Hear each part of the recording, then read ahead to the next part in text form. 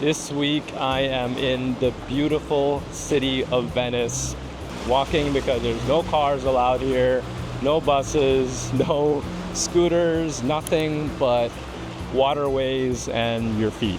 And the waterways are a bit confusing for me. I haven't quite figured it out yet.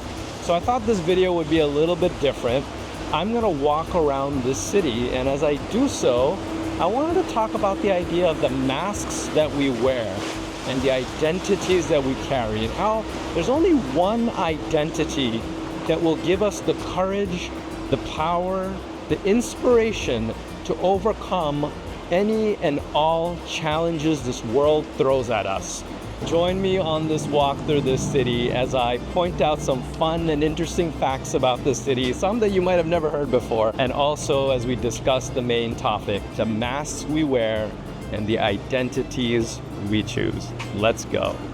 Here we are, hidden in this alleyway is one of the most famous shops of Venetian mask making. They've got a workshop in the back and a store in the front. I'm going to talk to one of the artists here, talk about the history, the significance, and discuss two of the masks in particular because they have some interesting stories behind them. The mask making in Venice is something very important for the history of Venice, because the celebration of the carnival and the use of the mask has been made in the city, dates back to 11th century. And the use of the masks in the everyday life in Venice was something common during all the Venetian Republic. The mask maker was, they were part of the, of the professions that were also protected by the city. The most typical mask that was used in Venice is la bauta, this one. La bauta was used in the everyday life of the Venetians. The first paper talking about it dates back to 13th century, and it was used especially by the Venetian nobles who wanted to be free anonymously without being recognized. For example, at the Venetian casinos, so the gambling was something normal in the city, and the Venetians would use the mask to be free to gamble, so to make sure that no one would know who was winning, who was losing money, of course. This is a simplification of the mask because there was the mask, the hat, and the hood that would hide completely the identity of the people. This is the plague doctor mask, and this is also a very traditional mask for the city. The plague, the disease, was something that affected the city many times in the past. We had the 3 big plague waves in the city. Every time considered the city would lose 1/3 of the population because of the plague. At the very beginning, of course, they didn't know how the disease was spreading. The first explanation was that it was spread by evil spirits that were in the air. So the doctor, the person wearing the mask, had to be scary. So in their ideas, the spirits would be scared by the appearance of the doctor and they wouldn't enter his body. Here, for example, you can see the whole outfit, how it would be. And so they had the cloak, they would use the stick. The mask, the eyes were closed with glass, and inside the beak that used to be open here, they would put herbs, perfume, different stuff to try to clean, to filter the air. Of course, it wouldn't work because the plague was not airborne, so. But anyway, let's say they were trying their best. So that was really fascinating. The Bauta mask would enable any noble person to blend in with the crowds as they walked into houses of ill repute or gambled or drank away. I mean, you could have been even sitting next to the leader of Venice or one of the prominent families while sitting in an establishment where you would not have expected them in the past. And one of my favorite masks that we didn't cover was the Victima mask. And imagine this, you're walking down the street and somebody in a red costume with this white face comes up behind you and starts airing all your dirty laundry. They start talking about how you missed this debt, you missed that. They start talking about your family problems. All of it being aired out, yelled out into the streets for everyone to hear. Essentially, a victima, the person who was the victima, was hired if you had a debt or if somebody had something against you, and their job was to follow you around and shame you, and they would do this for days, weeks, months, until you gave up and gave in to the demand of this person, whoever hired the victima. And so, yeah, that's a really, really funny and absurd story. I can't imagine it in the modern day, but I guess we kind of have social media shaming right now. So that might have been the olden day version of social media shaming. It was social shaming. So all this has me wondering, what are the masks that we wear on a daily basis?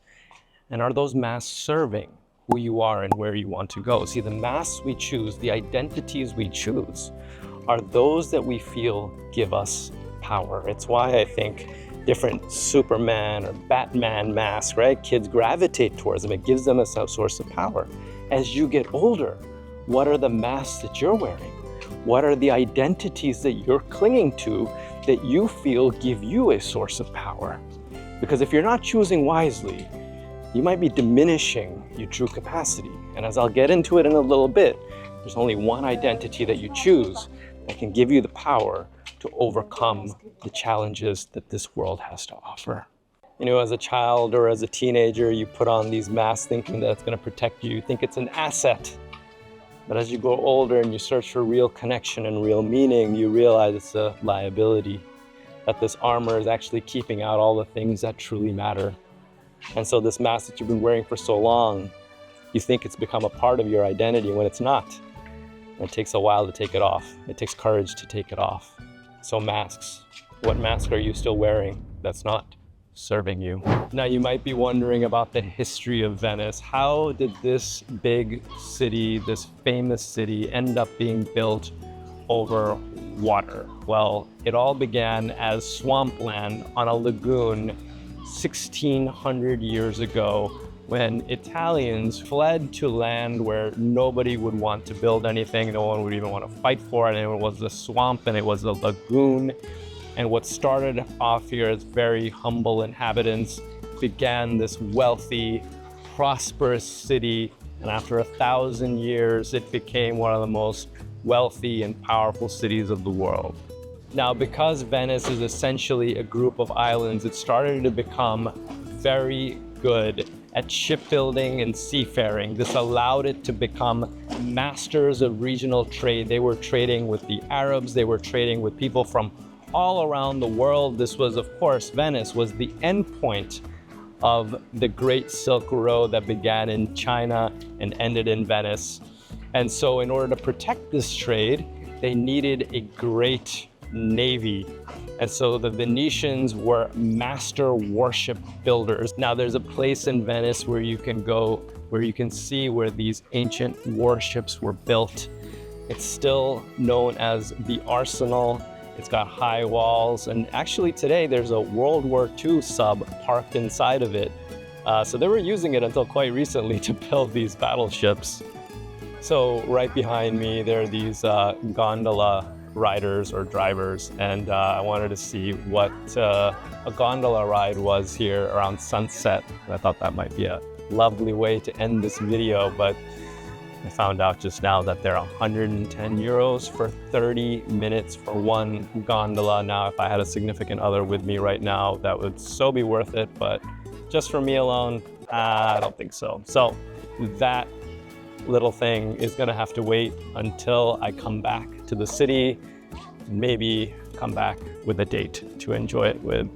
But until then, you are stuck with me on the solo walk. No gondola ride yet, but that's okay. I already had a chance to take a boat ride on the outskirts of Venice, and that was a beautiful, beautiful trip through the waters and the canalways. It wasn't a gondola, but it was a motorboat, and it was fun regardless, a little wooden boat. So doing the gondola ride didn't quite pan out as planned, so we're doing a little pivot, and to feel better, I'm gonna get myself a mortadella sandwich because I love mortadella sandwiches, but also there's a special surprise for you. You can't travel through the city, but I've got something travel related in mind.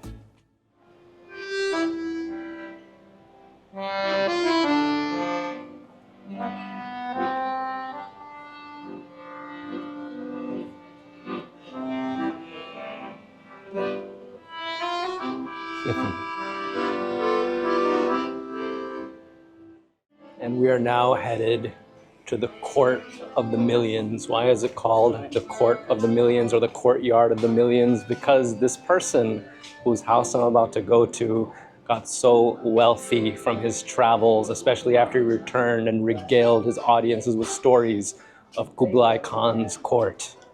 That's a hint, by the way. Do you know whose house I'm visiting right now? If you haven't guessed by now, It's the house of Marco Polo, which is behind me right now. So this is the site of Marco Polo's house right behind me, and there's quite a fascinating legend here, which says that he actually had a secret wife, and it was one of the princesses, one of the daughters of the great Kublai Khan himself, that he brought back with him.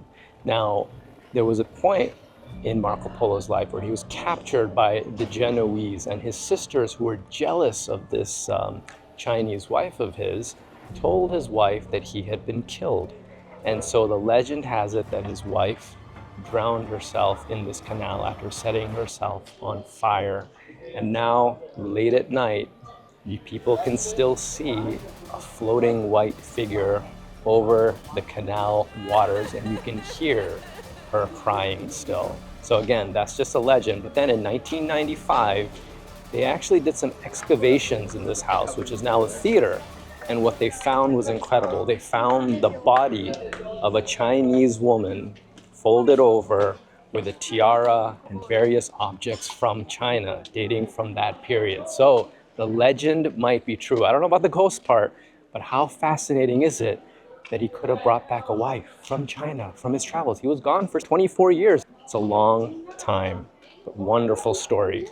That's his house. Many people ask me on my travels, even here, where are you from? There's so many answers that I can give to that. But the one answer that I'm tempted to give, and when I do give it usually confuses people, is I'm from where you're from. I'm from the kingdom of heaven, just like you. I mean, think about it. So many wars, so much violence, so much killing has happened over which identity is purer than another, which identity is more right than another identity, whether it's political identity, religious identity, territorial identity, cultural identity. But if everyone claimed themselves to be the child of God as their primary identity, the image, the reflection of God as their primary identity, then we are all brothers and sisters of the light. And how can light ever hurt light? And how can love, being the offspring of divine love, how can that ever hurt one another? So I don't know a better identity to claim than that. Even if we want to look at it in the medical science version of this, which is, okay, imagine if we were born and none of our umbilical cords were ever cut at birth. We would have something that looks like a family tree that all goes back to the same origin, whatever you consider that origin to be, metaphysical or physical. So what identity is the one that's worth keeping? What identity is the one that's worth claiming? Well, it's the one that creates a better world. It's the one that creates a more peaceful you. It's the one that inspires you to be the best version of yourself. Shadowy figures would often lurk around the corners, and so that's what you're seeing here. This was a mechanism that was deployed by the Venetian government to prevent people from lurking in the corners and coming out and robbing you, or worse, killing you. Many an assassin would hide in that corner. And so you're seeing as it's filled in, nobody can do that practice. And a second reason why that thing is there and why it's shaped in the way that it is shaped is so that when people would go, use it as a urinal in the corner, it would splash right back at them if they attempted to use it. And right beyond those streets, or that street rather, yes, that's a street, is quite a funny story where people would have likely have needed to conceal their identity by donning a mask. And I'll take you there right now to explain what I mean. Check out this street. This is a street. It actually has a street name. So as I was crossing the street for the first time, I had to do a double take when I read the street name, Puente de la Tete, which translates to Boobs Bridge. So I had to find out, why is this bridge called what it's called? At some point in the Middle Ages, this whole area was considered to be the red light district. And around that time, the prostitutes filed a formal complaint with the government. And they said business was slow because the men of Venice preferred, relations with other men. And so the solution by the Venetian government, which is actually a social welfare solution, it was considered social welfare on behalf of the prostitutes, who were, by the way, called honest women in Venice. The solution was that the honest women could display their goods at the windows right across the bridge. So as you cross over the bridge, and many a gentleman would have likely have done that, donning the bauta mask that we saw earlier, they would have been met with a full sight of, well, the goods. And that's where we get the name Ponte delle Tetre.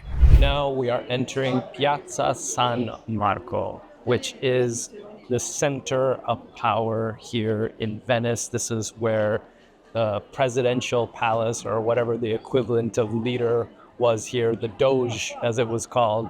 The Doge Palace is here, and of course the Basilica San Marco. There's an interesting story here of how Saint Mark became the patron saint of Venice, and it goes like this.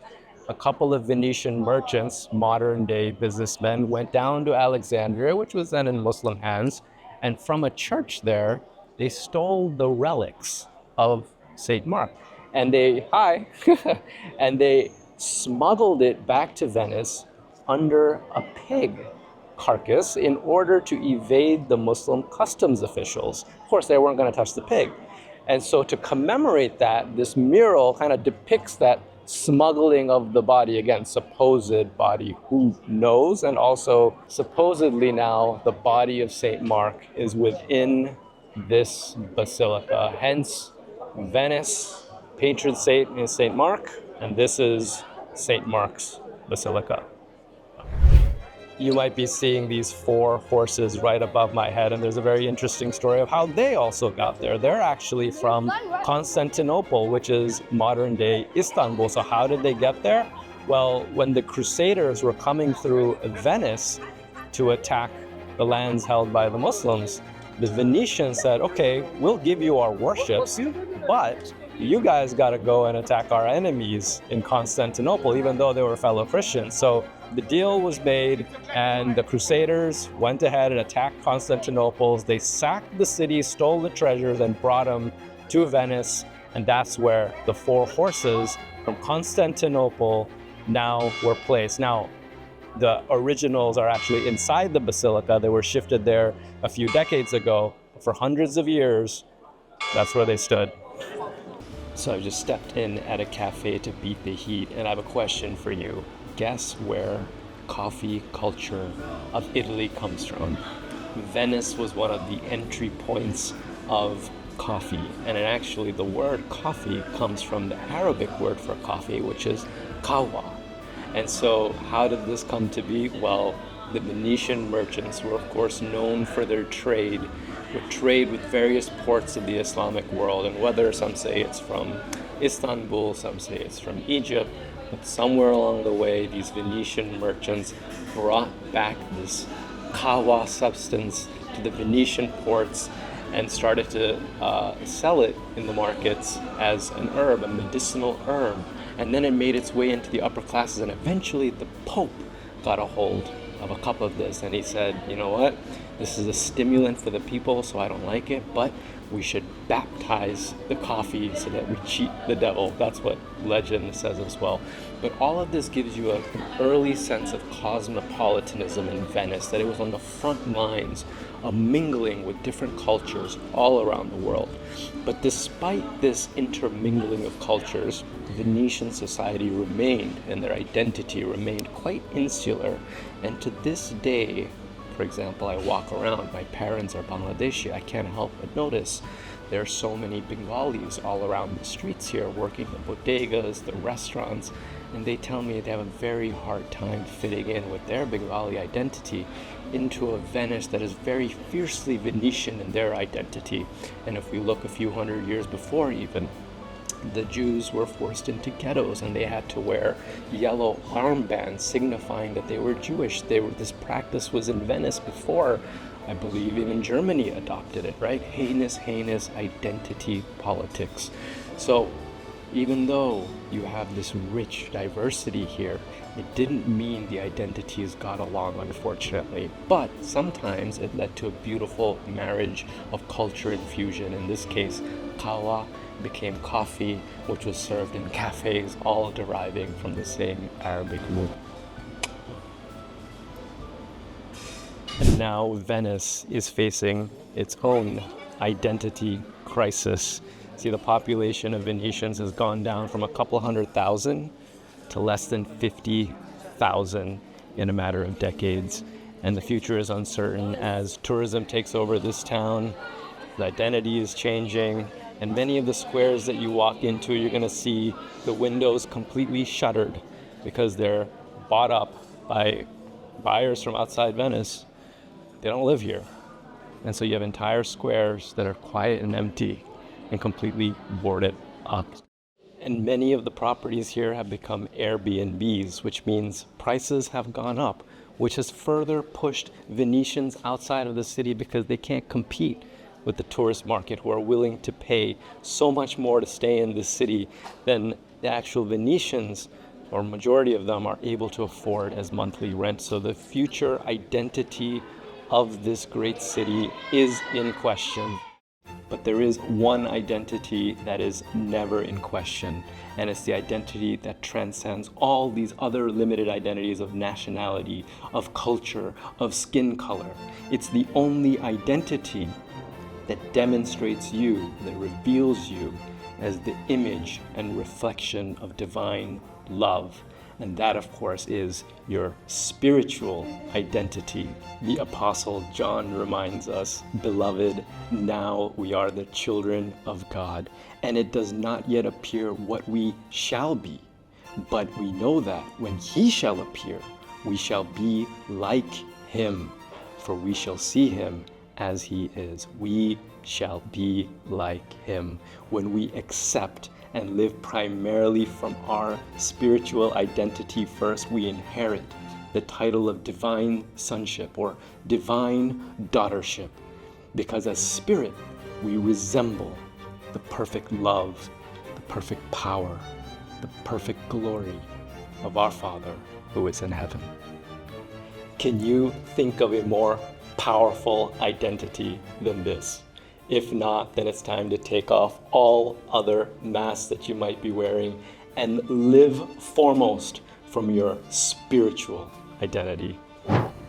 Thank you so much for joining me on my walk through Venice. It was lovely taking you around. I just got myself this beautiful cannoli that I'm going to enjoy, so I'm going to love you and leave you. If the messages and the themes in this video resonated with you, go ahead and hit the like and subscribe. I would love to see you in the next one and have you as a part of my Now I Rise community. Until then, may peace be with you. Peace and cannolis be with you.